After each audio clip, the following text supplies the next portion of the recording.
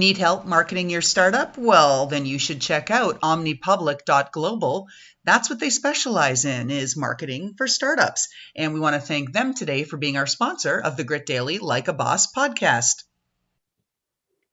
Hey everyone, welcome back to the Grit Daily Like a Boss podcast. And we have got a boss in the house, Dr. Tatiana Fofanova. She is the co-founder and CEO of Koda Health, one of Techstars 2020 stars to come out of it. And what exactly do they do? Well, they straddle the line between legal and medical, engaging business to business to bring about end of life and senior medical care needs and bring them about so that the difficult conversations that people are afraid to have, or maybe they don't have the support of loved ones around them, that those decisions can be made with advanced directives and other sorts of things. So, Tatiana, welcome to the show. Thank you, Loralyn. So I kind of slaughtered Koda Health a little bit there. Why don't you give us the, hey, this is actually what we do. Hey, listeners, go for it. Yeah. So the first thing I usually do is honestly swing it back to you. So do you know what kind of healthcare your loved ones, maybe your parents or your spouse, might want if they were to fall seriously ill today? Right? Yes, I do. Actually, we've had those conversations with my parents. They were difficult a few years ago. I gave them a whole set of plans. I need this, this, this, this, this. These are the marching orders. This is the timeline. Go, go, go. And everything is all decided. And it's in a sealed paper envelope in a secret book in my dad's bookcase. That is wonderful. I'm going to say two things here. The first is the sealed paper envelope in your dad's bookcase should be with a doctor, because doctors are the ones that are actually going to be delivering that care. And it should be revisited on a very frequent basis, and particularly with your healthcare provider in mind. But the second thing I'm going to say is that you are incredibly proactive and so amazing, and unfortunately the minority, because traditionally planning for future healthcare falls either to those individuals that can do it through traditional means, through estate planning attorneys, or to those individuals that are proactive enough to pursue these sorts of approaches and conversations, and who have that conversational skill set. Unfortunately, that is not most people. Most people don't have an estate to plan. And the population that I work with mostly is Medicare beneficiaries. And it turns out that the oldest and the poorest in our society don't have access to this. So that is obviously incredibly devastating, because when people don't plan for their future healthcare, the likelihood that your next of kin chooses what you would have wanted is only about 50%. I'll just let that sink in there a moment. As a social entrepreneur myself, I really appreciate that Koda Health is focused on, those who have been underserved and bringing opportunities to them to, help them move forward and get them what they want, right? To move forward with dignity and have equitable access to healthcare and to, the legal rights and everything that they need to be able to move them forward. That's just wonderful. Yeah, absolutely. And the thing is that this disconnect between people, or this lack of access, is tragic for families, but it's also horrifically expensive. So payers and health systems and hospitals, they lose hundreds of billions of dollars each year delivering care that people don't even want. And that's one of the reasons we decided to start Koda as a team of healthcare professionals. We realized there was this big gap in communication, in the medical side, the conversational side, the legal side. And so we created a digital platform that digitizes this entire process. So we help patients walk through, in a very easy to digest, video-based platform, their values, their quality of life preferences, various healthcare options, how to choose a medical power of attorney. And as they're interacting with it, all of their responses, interactions are pulled together to automatically generate the legal and medical documents that they need to protect their care, which they can then notarize or witness directly on their platform without leaving their home, for free. So no more scraps of paper in envelopes in secret books, right? Absolutely not. And instantly shared with your physicians, which are the people who really need to know what kind of care you need. Which is obviously a key piece. And as you pointed out, where we're missing, where we have the advantages, my little sister is a doctor, so she's totally plugged in and dialed in and can make all that happen. But again, not the standard situation, right? So, anyway, that's where we are. But let's turn this back around to Koda Health. So you're really focused on, end of life decisions, and certainly with seniors, yet your PhD was all about pediatric colitis, looking at the microbiome there. That's quite the jump. That's the beginning and the end. So how did you advance all the way? I get that question a lot, and I never really thought of it as a particularly huge jump, because when I worked in pediatrics, I did a lot of clinical trials, and I would enroll patients, I would enroll these kids into trials that would hopefully help them, but many of them had incurable diseases. They were making very difficult decisions. And so I got very interested in this concept of informed consent between physicians and parents and their children, and how everyone understands what's going to happen to them, right? But the thing is, over the course of our lives, when people age, that parent-child relationship flips. And suddenly the child is acting as the caregiver to the parent. But that line of communication is very difficult to reestablish. And that's really what we're trying to do. Now, if I asked you, dare to dream, Tatiana, with you and your other co-founders, what's that wild and crazy vision of success you have? Like, fill in the blank. Like, Koda Health would be hugely successful if ... Koda Health would be hugely successful if we were able to truly empower people to stay in control of their healthcare journey, no matter their age group, no matter their background, their socioeconomic status, their health status, whatever it may be. I mean, we work a lot with folks who are over the age of 65, or folks who are ill or not ill, but the true vision of this is something that applies to anyone over the age of 18.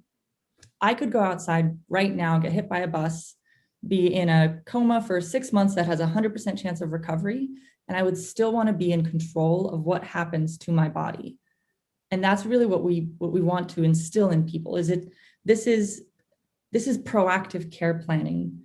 This isn't necessarily, this morose, dark thing. It is a responsible and kind thing to do for yourself and others. Have you ever found yourself in a conversation which was so difficult, already given the nature of the topic, right? Which it makes, I'm sure, a lot of people uncomfortable, that you really just didn't know where to turn? As I can imagine that happens. Surprisingly, I would say that about 80% of the people I bring this up to are relieved, because they've been thinking about it. They want to talk to somebody about it. They don't necessarily want to talk to their kids first about it, because they're worried that they might be misconstrued as morose or dark. But, I think everyone thinks about these things over the course of their life, and they want somebody to guide them. And so most people are very, very receptive. I would say that the most difficult conversations I've had, where I just don't know where to turn in these scenarios, is when people engage in this discussion entirely too late, when they're already in a health crisis, when they're running out of options. It's difficult to make these really important decisions and process this information when everything is burning down. You don't pack your parachute as you're falling out of a plane. And so at that point in time, those decisions have a lot more gravity, but they're a lot harder to digest as well. And so it's actually significantly more effective to talk about these things proactively before you get sick, or before you even have the opportunity to get sick, than if you are actually going through it actively at the moment. All right. Changing direction a little bit here. I'm going to give you some pixie dust, and we're going to go back in time into two places. First, we're going to go back as far as you want in your past. Personal story, professional story. What one thing would you change? I would have told the mentors and the friends in my life how important they are more often. That is probably the only thing I would change. Everything else, honestly, really builds who you are as a person. I've seen a number of terrible things, and I've had a number of terrible things occur in my life and in the lives of the loved ones around me. But I think the biggest thing there is I wouldn't change any of it. It has created the person that I am and the company that we have now and the world that we have now. But I would be a lot more grateful and a lot more active in expressing that gratitude. Second place that we're going back in time, 2019, not so far, but that's when you were setting up Koda Health. What do you wish someone had told you? Oh, man. I would say that it's harder than it looks. I hear you.